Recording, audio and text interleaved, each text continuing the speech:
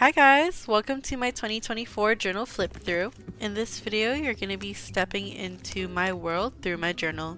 I have plenty of pages, so I hope you guys enjoy the video. The journal that I chose for 2024 was an Erin Condren A5 Life Planner. I chose this floral cover because the colors were customizable. I chose poppy red and mustard yellow as my theme for the year. You can never go wrong with primary colors. Later in the year, Daiso had dropped a Miffy collection, and I thought it was a perfect fit to stick onto the cover of my journal. I also glued on this patch made by Apple Cheeks. This was from her B grade collection, and I thought the blue really complemented the cover really well. One of the many reasons why I continue to go back to Erin Condren as my journal for the year is because of this extra page right here that just adds so much character to the journal. In every single Erin Condren planner that I own, I always do this spread on this contact page. This is my personal signature to know that you're about to enter my journal world. And I thought that it was a little too bland for my taste, so I added a little bit of personality to show that this is who you're going to be calling if I ever lost my journal. This is also a great opportunity to show how diverse my sticker collection is. This is the first of many of my favorite pages in this journal, so bear with me when I say it is. The interior that I chose for the planner was the Evolve series.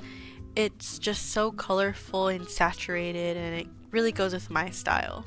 As every planner has, they have a year in review. I don't really touch it. However, I do have a business card here, and it's because on this next page here, I collect business cards of small businesses that I just want to remember or I've interacted with throughout the year. I collect a lot of these through conventions or art markets that I attend. These also come from sticker sheets that I buy, and they'll have like the artist name at the very bottom in the corner. Here's my January 2024 spread. In the planner, January was already in a blue color scheme, so I decided that I wanted to keep following that theme throughout the month.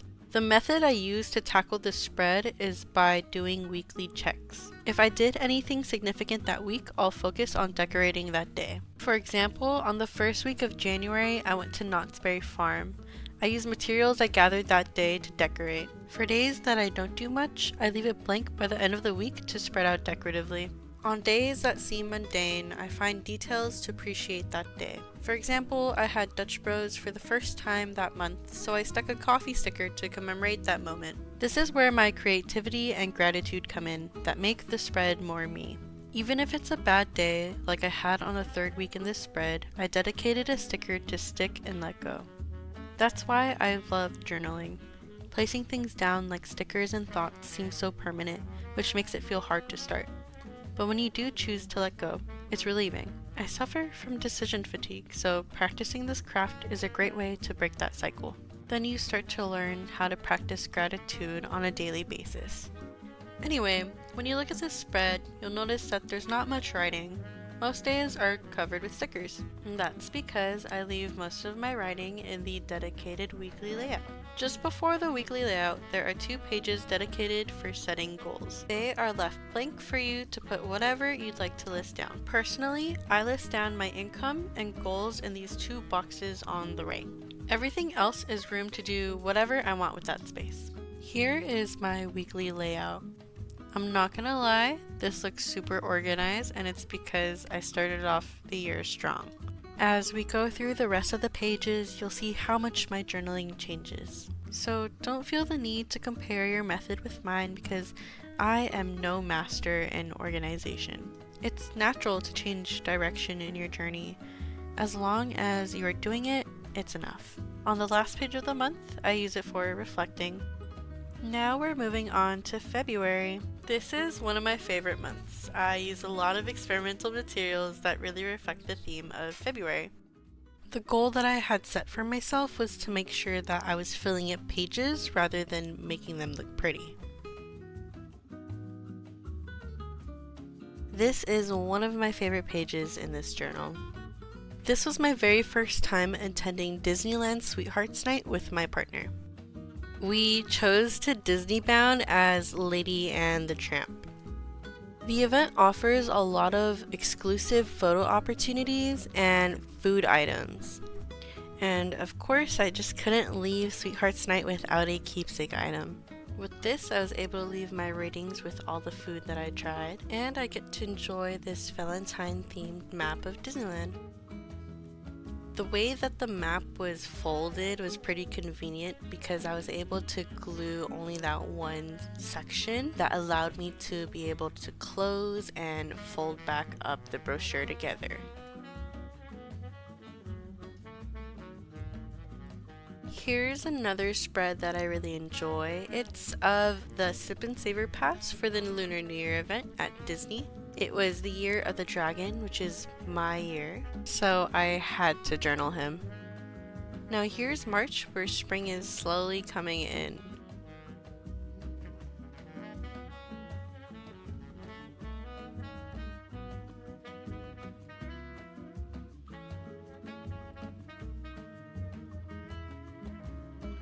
Now we're moving on to April.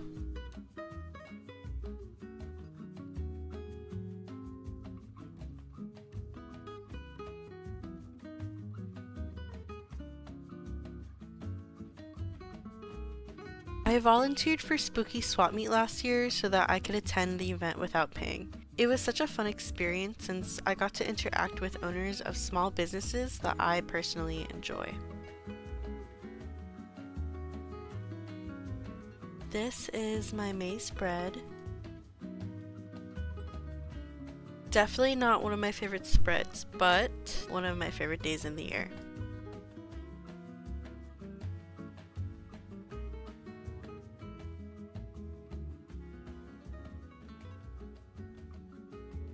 So this spread right here is a lie. I left this blank for a few months because I simply neglected journaling. Work and mental health just got in the way. As you can see, my planner was filling up fast and it hasn't even been 6 months yet. I felt overwhelmed by the goals I set for myself. I was starting to feel burnt out with something that was supposed to help me. As we move forward, you're going to see how my process starts to change. Now we're entering June, meaning summer's on the way.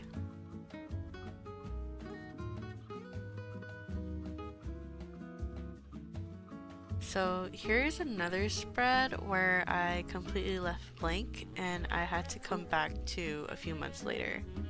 The only way I can tell that is true is because some of the stickers that are on this page are stickers that I just came across within 3 months of this recording. Even on this page you can tell because there's not a lot of writing, it's mostly stuff being stuck on the paper. Now we're entering my birthday month! Every time I get to the July spread, I find it so hard to stay in theme because I always focus on making sure that my birthday month looks good. And the thing about having high expectations is that it can lead to disappointment. Fortunately, July is always eventful for me, so I have plenty of space to journal, but it's not the ideal spread that I want.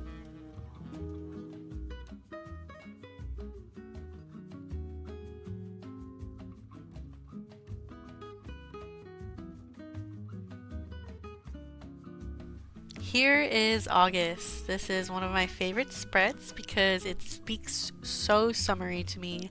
I love how color coordinated everything is and it's just so pretty. As I am editing this, I wrote a lot of personal stuff throughout this month, so we're skipping straight to the last page. As you can see, this page isn't really filled up with anything other than stickers, and it's because I really wasn't focusing on doing my planner. Unfortunately, as we move on with the rest of the tour, you're going to see a pattern of a lot of blank pages and spots that I really just did not have time to do as the year comes to an end. This is one of the months that was affected by my lack of journaling. Everything that was put down for this month was solely focused on my Orlando trip.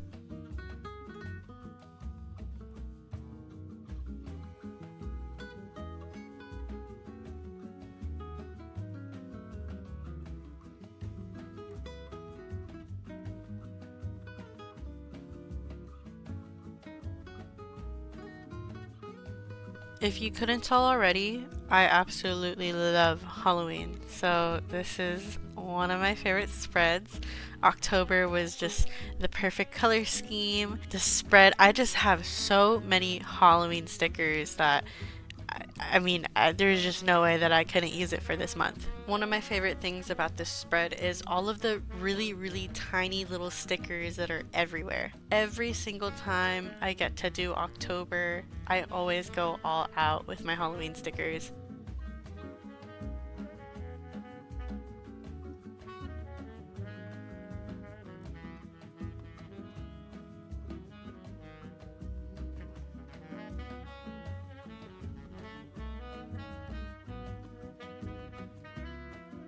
Now we're entering November. So November and December aren't really filled much with anything, and that's because at the very beginning of November I had experienced an injury to my knee. So the rest of this planner is going to be filled up with a lot of gaps just because I'm not in the place where I should be active. I was able to film myself finishing the rest of this November spread, so I hope you enjoy my process.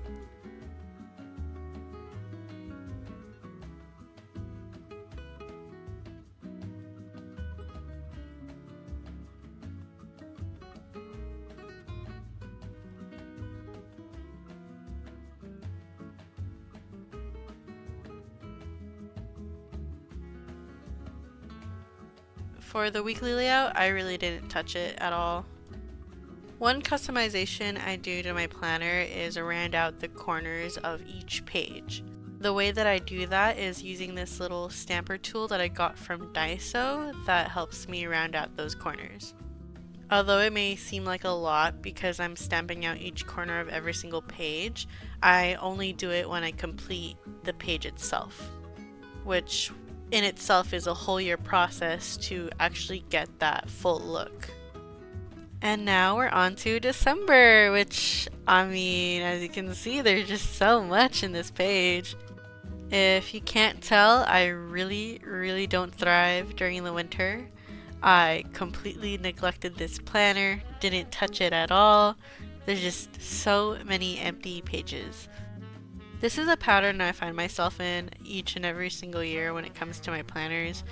I always tend to neglect the winter months, but once the year starts to kick in, that's when I come back to it and do a full-on reflection of how I felt about the previous year.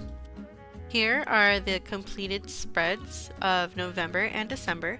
These 2 months were completed not so long ago. I told myself that I didn't want to wait, another 4 months just to complete them. So I personally gave myself a deadline to finish them just so I would be able to share my spreads with you guys. On the very last page of my planner, I leave it as a dedicated space to stick on any sticker scraps that I may have accumulated throughout my planner. I don't know when exactly I started doing this, but I did start it in this little pocket journal that I have. I have this little page here where it holds up all of those scraps, but it filled up really quickly. The planner itself comes with this little pocket holder, and the cover pages are laminated so you can write on them with dry erase markers. And that concludes my 2024 journal flip through. Look at how thick this book is. That is completely insane. This is one of the thickest journals I've ever made.